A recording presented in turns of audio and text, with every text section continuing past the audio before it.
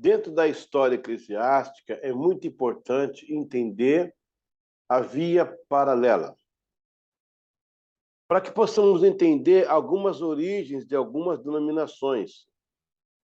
Não foi tudo ao mesmo tempo, junto, num só momento.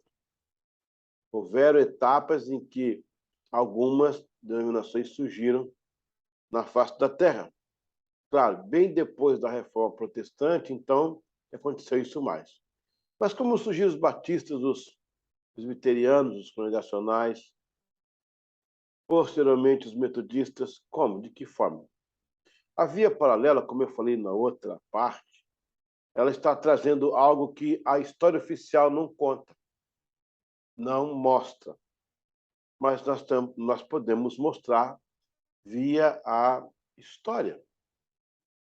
Isso, para o aluno que está conhecendo a história eclesiástica, é muito importante saber todas as vertentes pelas quais passou a senda, a saga, a história da igreja na face da terra.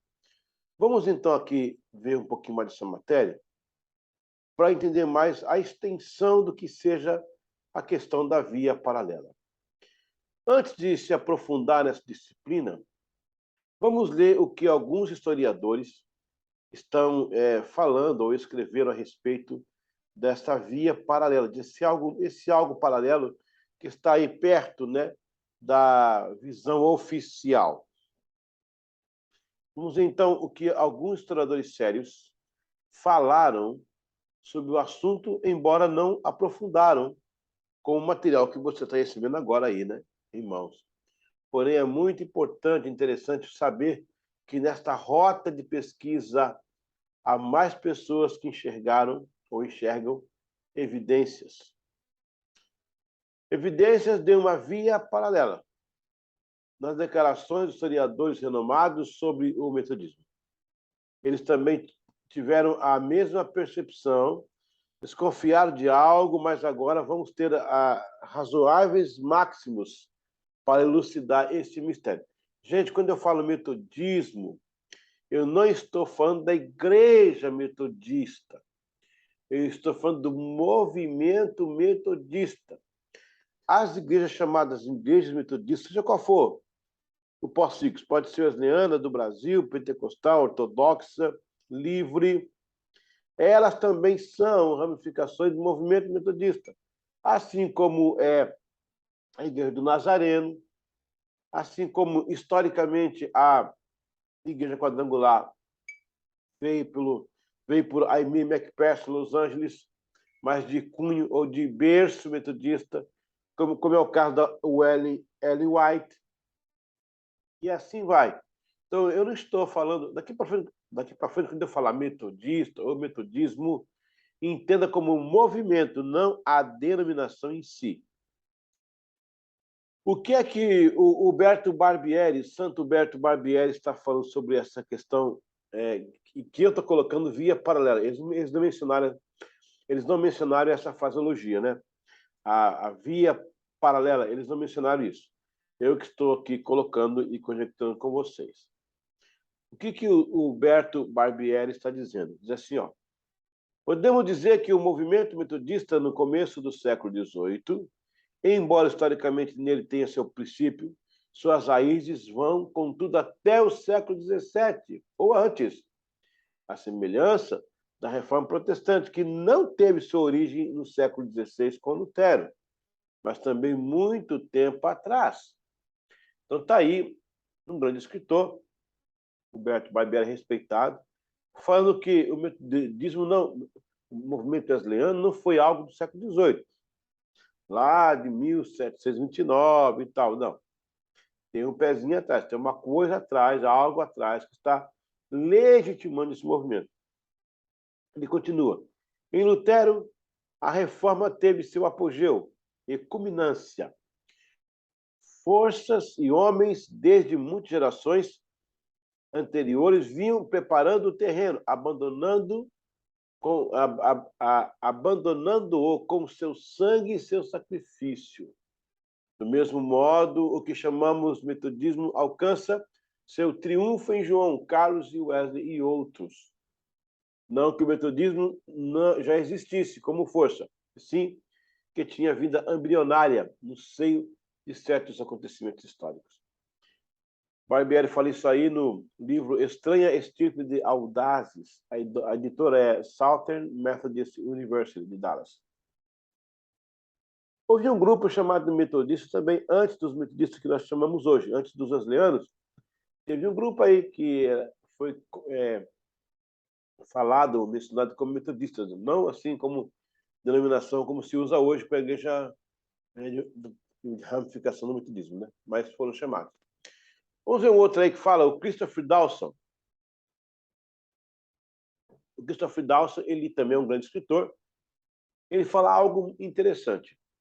É impossível examinar todas as diferentes correntes de influência e limitar-me principalmente a contribuição inglesa como representada, sobretudo, pelos metodistas, como distintas das contribuições escocesas e irlandesas. Christopher Dawson. Ele fala isso no livro A Divisão da Cristandade, da editora Realizações. Já o Richard Heitzenrater, que é um autor wesleyano bem conhecido, Heitzenrater, ele fala o seguinte: as ideias e as forças que deram forma à direção ao metodismo, amplamente manifestadas nas várias conturbações da reforma na Inglaterra no século XVI e XVII. Para entendermos o movimento wesleyano, precisamos primeiro examinar o solo que lhe deu a vida, buscar a semente de onde ele brotou e observar os recursos que sustentaram e alimentaram. Heitzenrater, Richard, Wesley e o povo chamado metodista, página 2. É o que nós estamos fazendo nessa matéria, estudando o solo que deu ao mundo o movimento wesleyano, que é a via paralela. Enquanto a via oficial, abre aspas, se desenvolvia na Terra ao mesmo tempo, paralelamente. Uma outra via se desenrolava, desenvolvia-se, mas por muito tempo na história eles ocultaram essas informações. Mas nós vamos revelar nesse estudo profundo e acurado da história eclesiástica. O que é que Dawson fala sobre John Wesley? Dawson menciona que Wesley traçou toda a evolução do metodismo desde o princípio da sociedade de cristãos e da realização da mesma coisa que existia desde o início do cristianismo. Christopher Dawson, a divisão da cristandade. Então, ele está falando que o que Wesley fez em vida, seu trabalho, sua teologia, sua ortodoxia, a sua ortopraxia, tem a mesma origem lá na igreja primitiva. E isso é importante entender e saber. Vamos lá, ainda o doutor Martin Lloyd Jones, ele diz o seguinte: parece que as sociedades iniciadas na Inglaterra e no país de Gales, pelos chamados pais metodistas, de ambas as escolas de pensamento do século XVIII, estavam muito mais perto da igreja do Novo Testamento do que as igrejas puritanas do século XVII. Havia mais liberdade no espírito, mais com espontaneidade, maior participação do povo. Lloyd Jones Martin, Os Puritanos, suas origens e os seus sucessores. Ele está acusando aí que a igreja chamada como oficial estava mais longe da ortodoxia e o metodismo estava mais perto da ortodoxia. Então, vamos analisar o proto-wesleyanismo. Como que o evangelho chegou naquela ilha, né? Foram vários canais que chegou o evangelho na Inglaterra. Vários. O motus significa movimento, né? O motus, o movimento 1. A via paralela refere-se à linha de acontecimentos sucessivos entre Jerusalém e Inglaterra.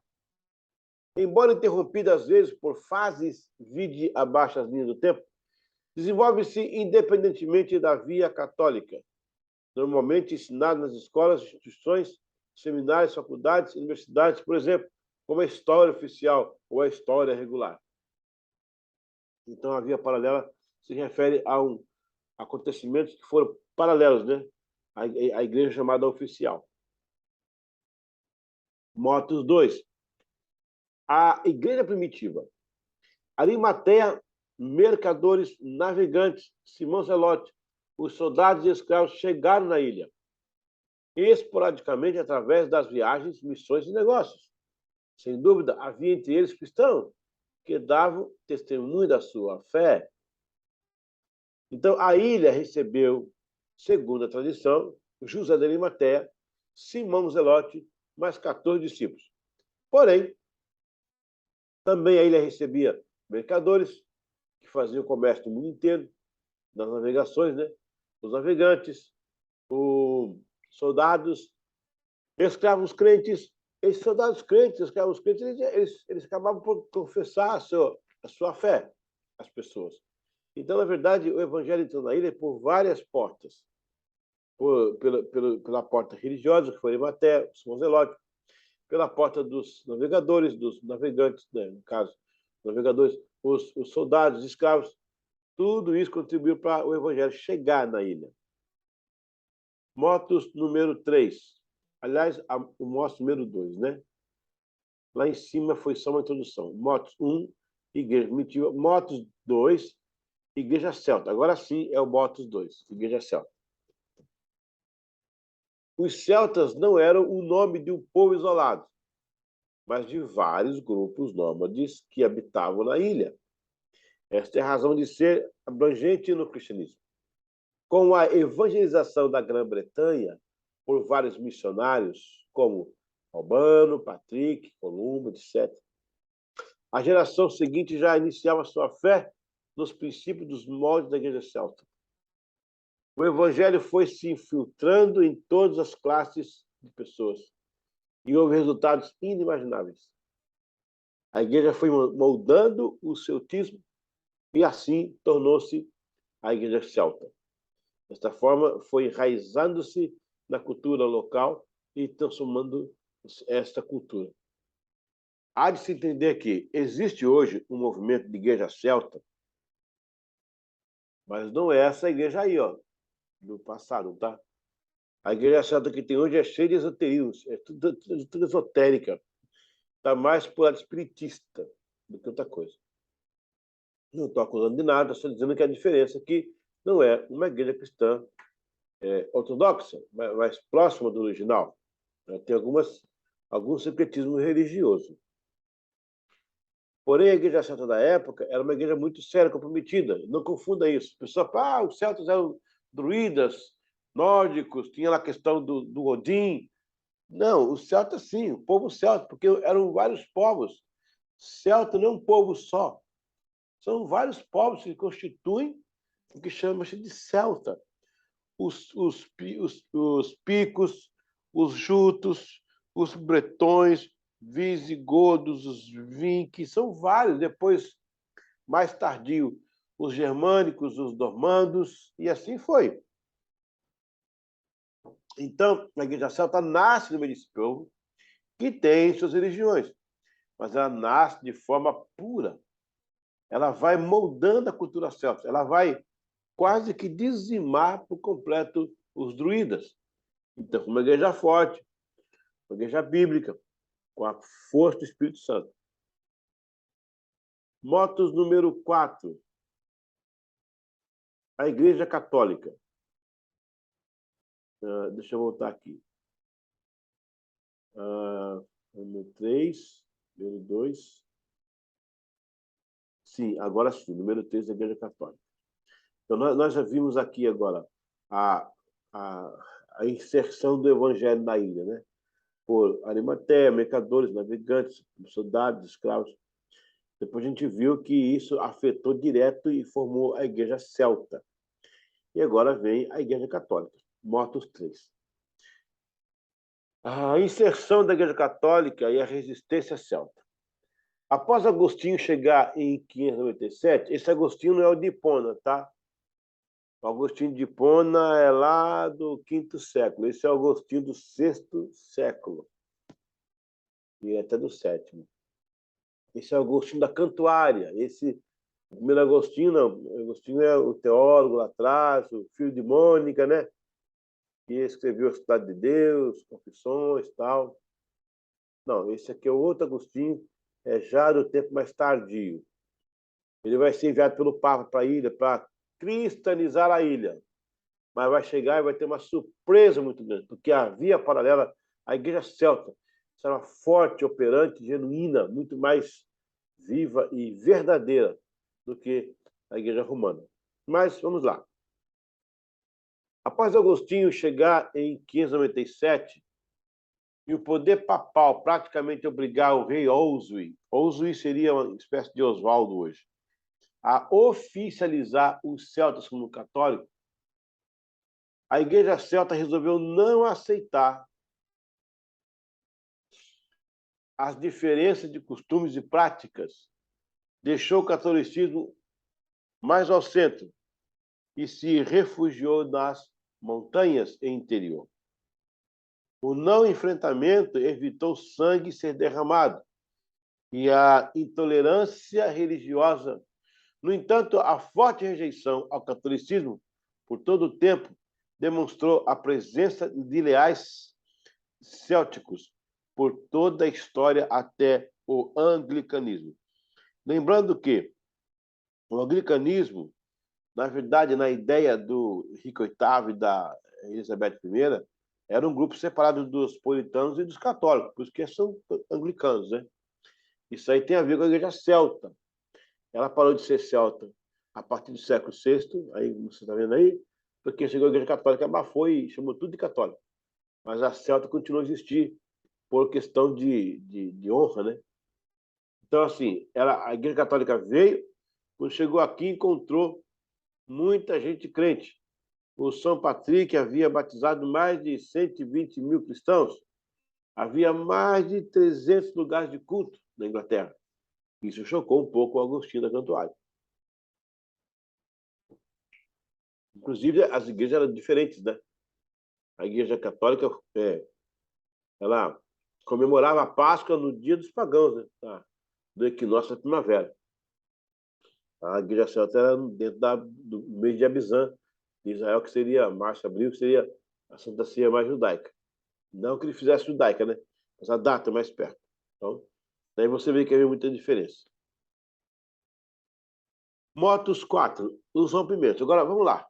Eu vou desmentir agora uma coisa interessante, porque anda dizendo por aí que a igreja anglicana nasceu por causa do caso de adultério do Henrique VIII com Ana Bolena. Isso não é verdade.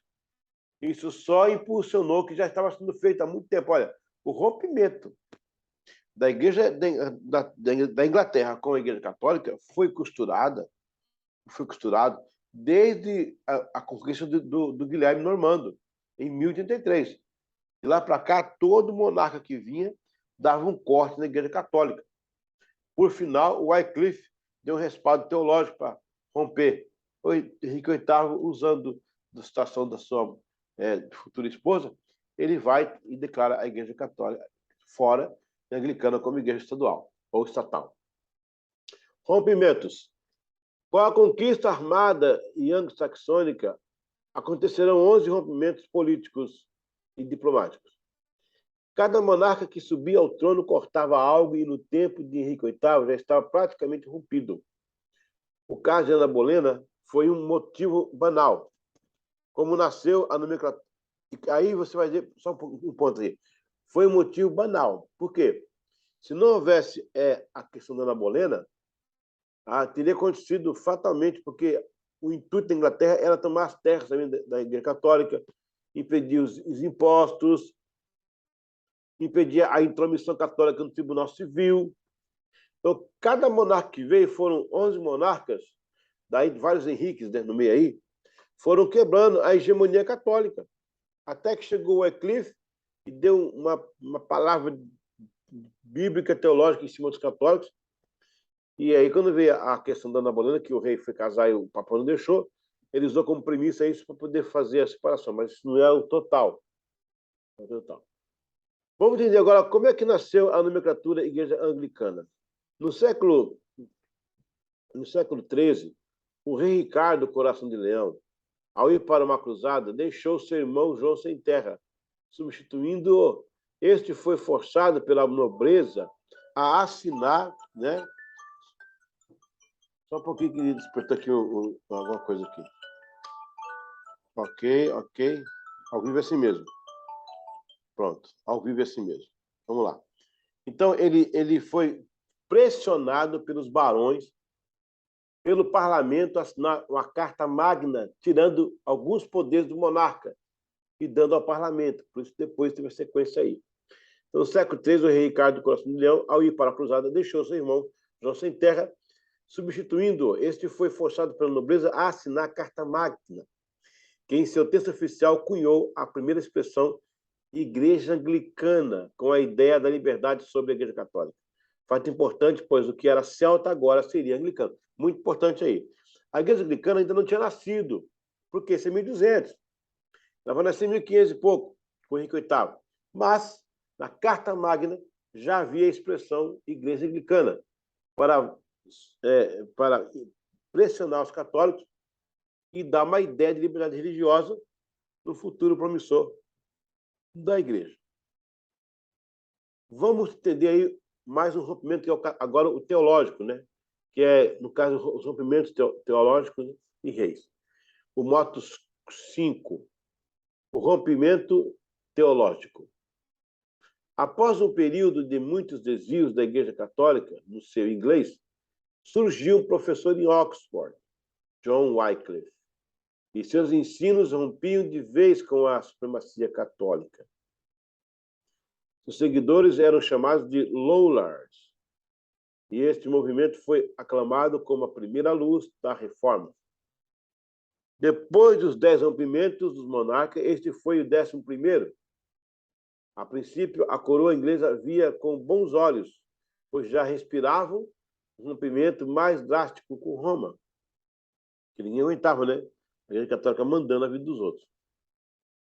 Aí vem o moto 6, o movimento 6, que é em si o anglicanismo.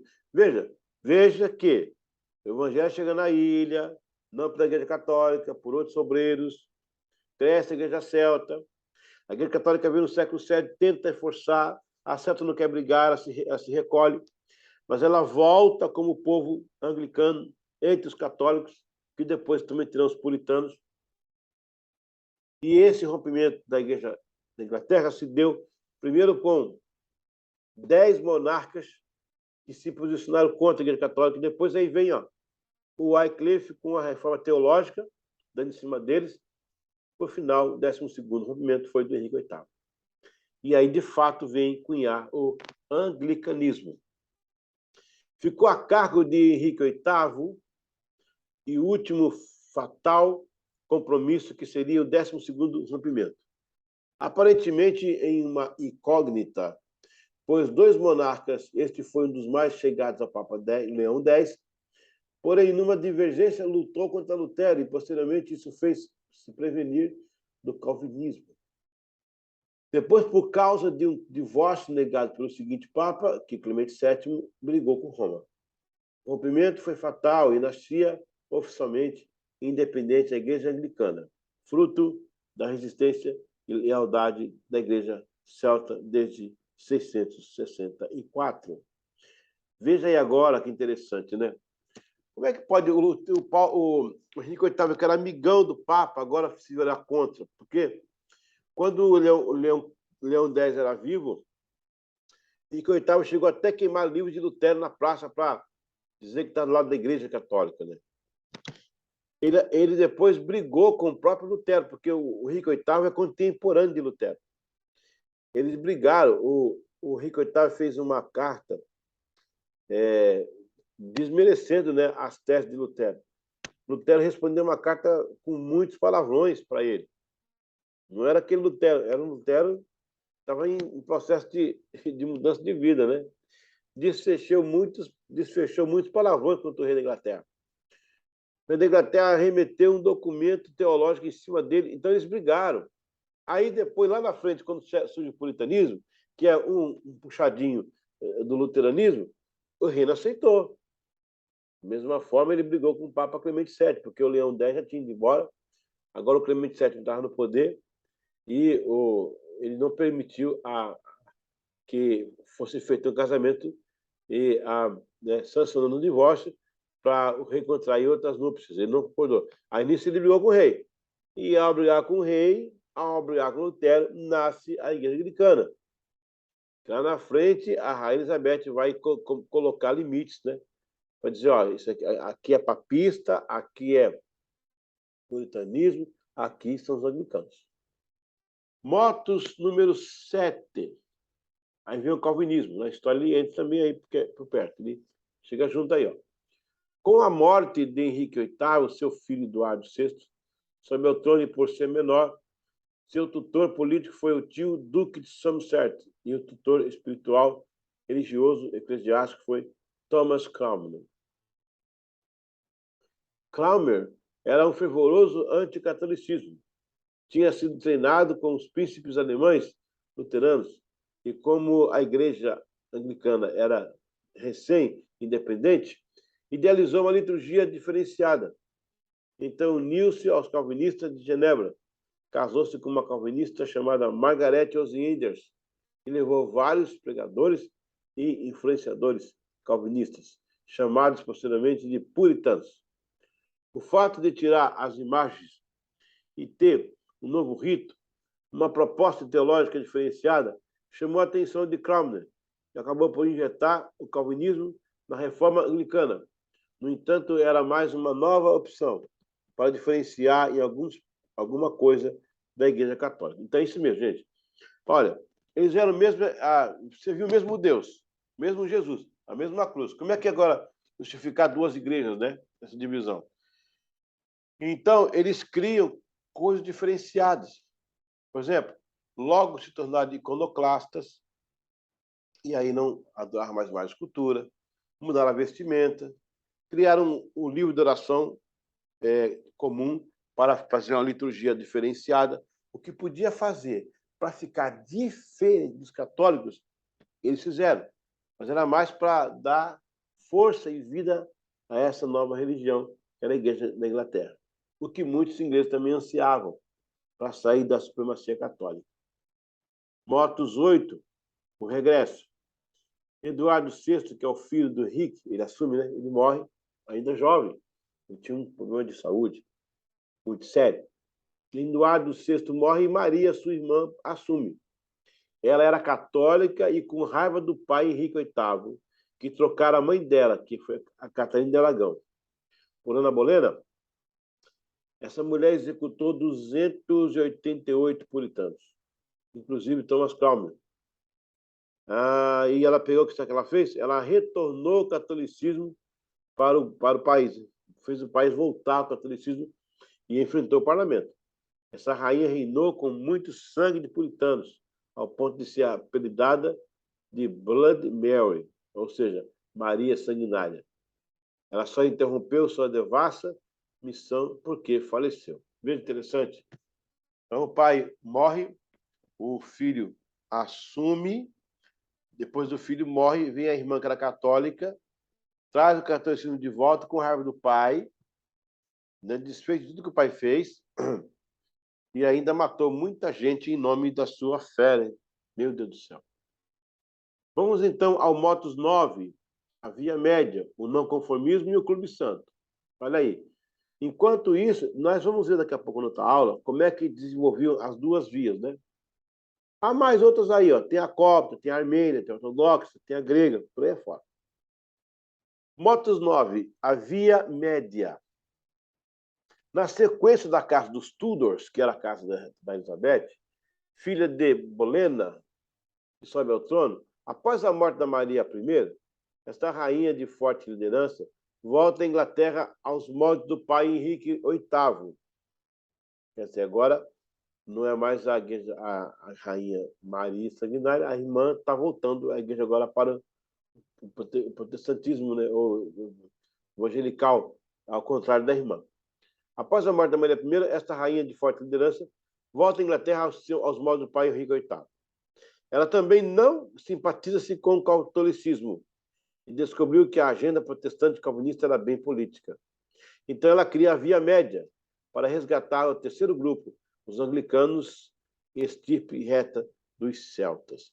Veja, ela descobriu, ela não era católica mesmo, ela era mais para ser puritana. Então, quando ela manda chamar os que sobraram do exílio, quem escapou da mão da rainha foi para o exílio.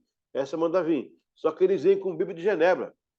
Eles vêm com todo o aparato calvinista. E ela entendeu que o calvinismo tem a doutrina, tem o governo e tem as ambições políticas. Não pense só que o calvinismo é só coisa espiritual, não. Pelo menos nessa época aí.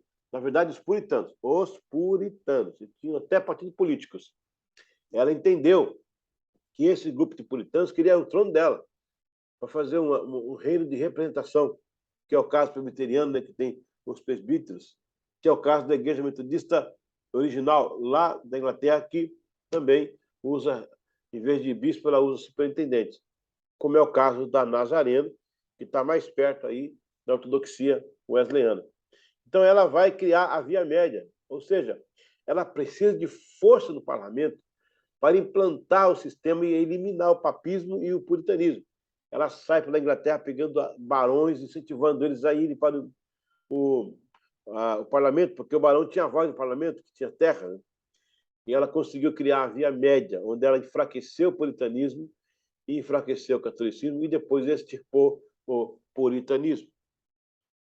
Motus 10. A influência radical. A reforma radical foi oriunda de Zurique e os seus primeiros seguidores, Zwinglio. Enquanto os presbiterianos surgiam em Genebra, Escócia e Inglaterra, os radicais, 1519, como Anabatista, Quakers, Amish, também surgiam na Holanda, Suíça e na Inglaterra. Então, ao mesmo tempo que surgia lá em Genebra, né, na Escócia e Inglaterra, né, os puritanismos, os presbiterianos, também dos radicais surgiram esses grupos aí, ó. Eu já falei na outra aula, né? Os anabatistas, os menonitas, foi uma válvula, os quakers, né? Os amishes, também surgiram da Holanda, Suíça e Inglaterra. Este período foi uma válvula de escape para muitos. Por exemplo, Knox foge da Inglaterra e reforça o pensamento de Genebra. Elwes e Smith vão pelo menos pelos mesmos lados, né? Pelos lados da história da Holanda, pelos lados da Holanda, onde os menonitas cresciam também sob a teologia de Genebra. E assim os batistas congregacionais optaram pela leitura eclesiástica de Calvino, onde o presbitério e a congregação exerce autoridade e evita um monarca eclesiástico. Juntamente com Lewis, John Smith, não confunda com Joseph, né? John Smith, fundam os Irmãos Batistas e a reforma radical cria este viés. Você entendeu o porquê disso aí agora? Olha que interessante, não é? Está aí explicado de uma forma tão maravilhosa para você entender isso aí, né? Eles não queriam um monarca eclesiástico, por isso que optaram por não ser episcopais, mas sim um governo representativo. Era o medo da época, né? Motus 11. O não conformismo. Elizabeth faleceu sem herdeiros. Neste caso, seu primo Jaime IV, Jaime VI da Escócia, era o próximo na linha de sucessão. Ele assumiu a Inglaterra como Jaime I. As controvérsias de calvinistas católicas chocavam. E chocavam-se com os reais anglicanos. Porque, lembra que eu falei que havia os anglicanos, os católicos e os puritanos. Eram 3 grupos. A Via Média são, então, os anglicanos. Então, eles chocavam-se os reais anglicanos. Jaime I morreu e seu filho Carlos I assumiu. O Carlos travou uma luta com os calvinistas e no confronto foi decapitado pelos protestantes puritanos. Agora, Oliver Cromwell assume como Lorde Protetor. Ele era general, foi ele que assumiu a morte de Carlos I.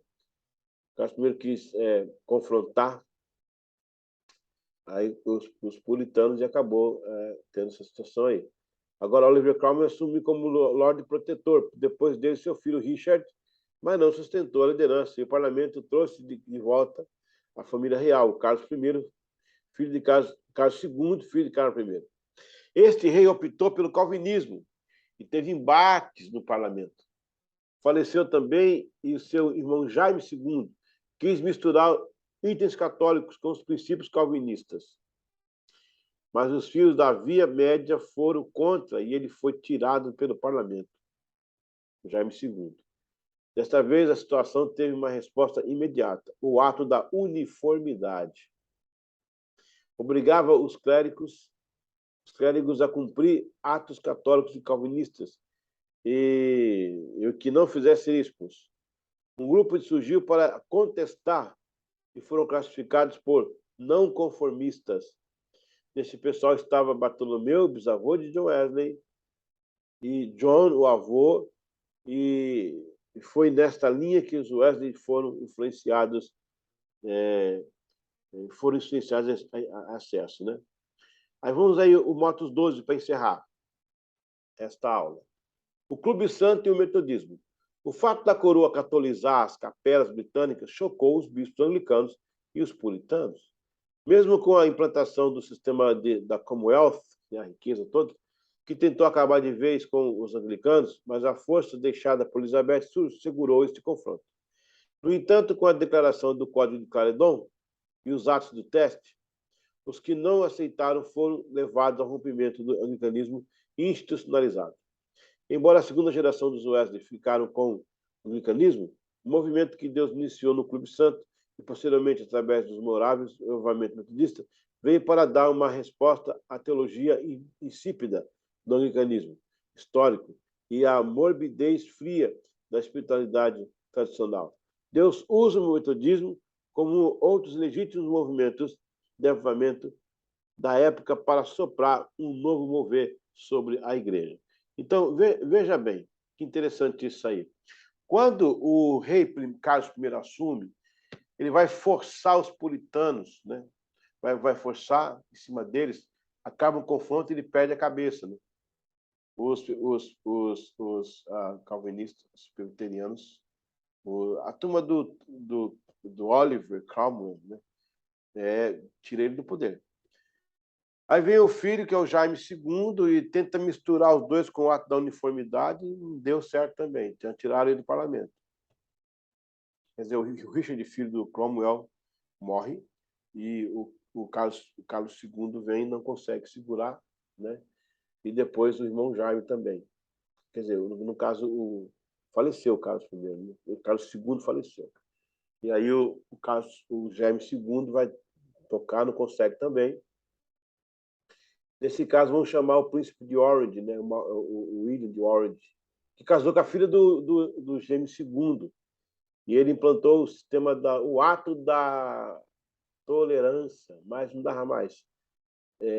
Aliás, ele promulgou o ato da tolerância porque não conseguia mais segurar os grupos pequenos que foram se estabelecendo na Inglaterra, com os presbiterianos, os batistas, e vários grupos foram surgindo, não tinha como segurar, teve que fazer o ato da tolerância e tolerar esse grupo ficar como estava, para não ter problema. Aí, entre esses dos grupos pequenos, havia os não conformistas, que eram os avós de Wesley, bisavô aí, né?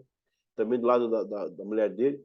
Eles não concordavam, e disso aí nasceu um grupo que batia de frente contra, né, o puritanismo. O puritanismo declinou, esse grupo continuou, embora a geração seguinte foram anglicanas, claro, não era puritano nem era católico. Depois, com isso aí, nasceu o Clube Santo e o metodismo wesleyano. Vamos voltar agora e estudar mais afinco essa situação. Deixa eu ver se eu encerro aqui alguma coisa aqui, as declarações. Ok. Tenho ainda duas declarações fortes para fazer. Primeiro, a Igreja Celta jamais foi uma seita esotérica hidroística, e que, portanto, nossa raiz é pura e sem mistura, a raiz wesleyana. O que não se pode confundir a Igreja Celta com os demais movimentos espirituais que estavam presentes na cultura diversificada dos celtas. O envolvimento de muitos celtas com o cultismo foi algo sui generis, mas, portanto, a Igreja Celta travou uma batalha espiritual ao ponto de reduzir quase ao zero o druismo e os outros segmentos ocultistas oriundos desses povos. O problema é que no Brasil há um uso indevido do nome celta por um grupo esotérico, por analfabetismo histórico, atribui o segmento místico ao nome em si. A última declaração para encerrar a aula: se não houvesse a reforma radical e magistral, os metodistas ou igrejas de matrizes wesleyanas estariam operando do mesmo jeito e seríamos o que somos hoje. Porém, este fato não nega o diálogo do metodismo com a reforma, pois alguns elementos da reforma o metodismo corrobora, tais como as solas, o sacerdócio universal dos crentes, boa parte do pietismo, a proposta puritana de governo colegiado e outros aspectos. Como também rejeitou a predestinação, o calvinismo, a proposta política puritana, etc. Então, assim, a dialética foi ocasional e bem-vinda. Ok? Terminamos esta aula. Faça um resumo aí de 20 linhas apenas, não mais que isso, né? Sem cabeçalho, sem introdução, sem conclusão, sem referência. O que você entendeu desta matéria? Reassista, reveja e faça um bom resumo. Até a próxima aula. Deus abençoe. Até daqui a pouco.